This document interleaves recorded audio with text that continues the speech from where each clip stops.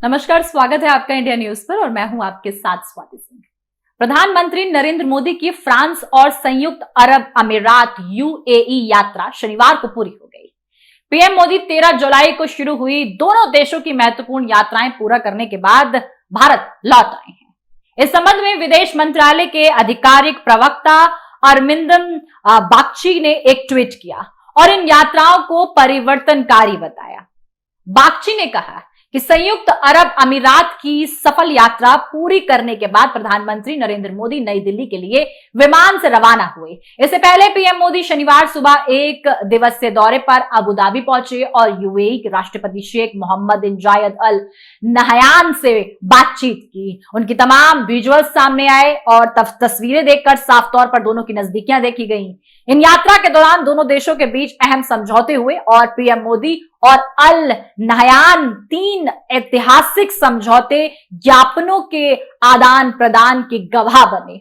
UAE के साथ क्या समझौते हुए, चलिए आपको बता दें। अबू धाबी में एक नया आईआईटी दिल्ली कैंपस खुलने के लिए समझौता हुआ है।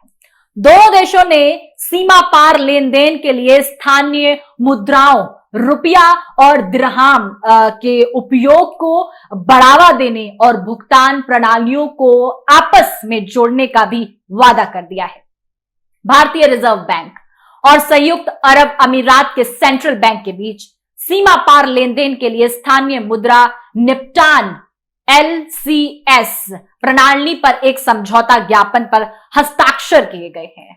भारत के यूनिफाइड पेमेंट इंटरफेस और यूएई के स्टेटेड पेमेंट प्लेटफॉर्म आईपीपी के एकीकरण के लिए समझौता भी हुआ है। इससे दोनों देशों के बैंक कार्ड के स्विचों को आपस में जोड़ने की सुविधा मिलेगी ताकि घरेलू कार्डों की पारस्परिकता स्वीकृत और किसी अन्य नेटवर्क पर भरोसा किए बिना सीधे कार्ड लेन देन की प्रोसेसिंग की सुविधा मिल सके।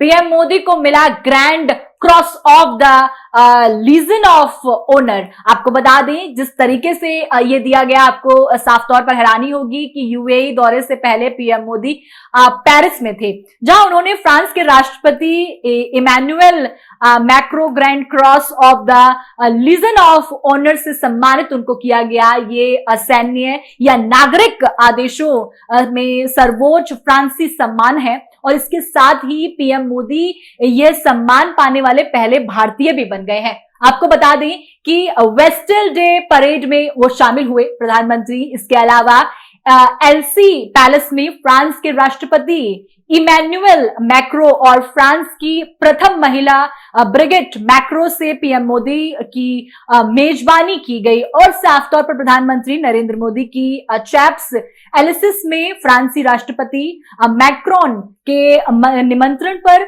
सम्मानित अतिथि के रूप में वेस्टल डे परेड में उन्हें शामिल होने का मौका मिला। भारत फ्रांस के बीच हुए समझौते पीएम मोदी की फ्रांस यात्रा के दौरान रक्षा क्षेत्र में आगे सहयोग बढ़ाने के लिए ये समझौते देखे जा रहे हैं। दोनों देशों ने साफ तौर पर स्क्वाड्रन पनडुब्बी निर्माण कार्यक्रम पर हस्ताक्षर किए और दोनों देशों के बीच रक्षा औद्योगिक सहयोग पर एक रोड मैप अपनाने के उद्देश्य से भारत पेरिस स्थिति अपने दूतावासों में डीआरडीओ का एक तकनीकी कार्यालय स्थापित करेगा।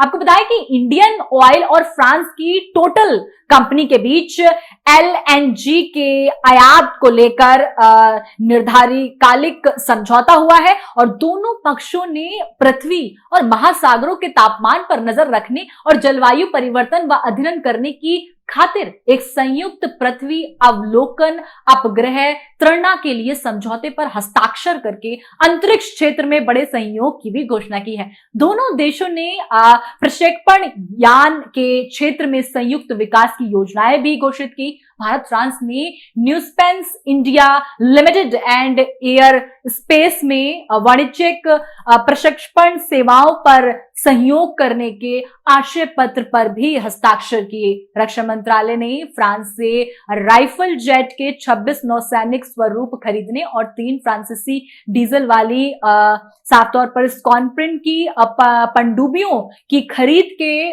प्रस्तावों को मंजूरी दी। भारत फ्रांस के दक्षिणी शहर मर्सिले की में साफ तौर पर वाणिज्य दूतावास भी खोले गए। जिस तरीके से ये तमाम तरीके की साफ तौर पर देखा जा रहा है कि जब प्रधानमंत्री मोदी जब पड़ोसी देशों से मिलने के लिए पहुंचे हैं और इस तरीके के समझौते किए गए हैं जो भारत के लिए काफी महत्वपूर्ण तौर पर देखे जा रहे हैं। इस तमाम जानकारी के लिए आप हमारे साथ बने रहें और देखते रहें इंडिया न्यूज। धन्यवाद।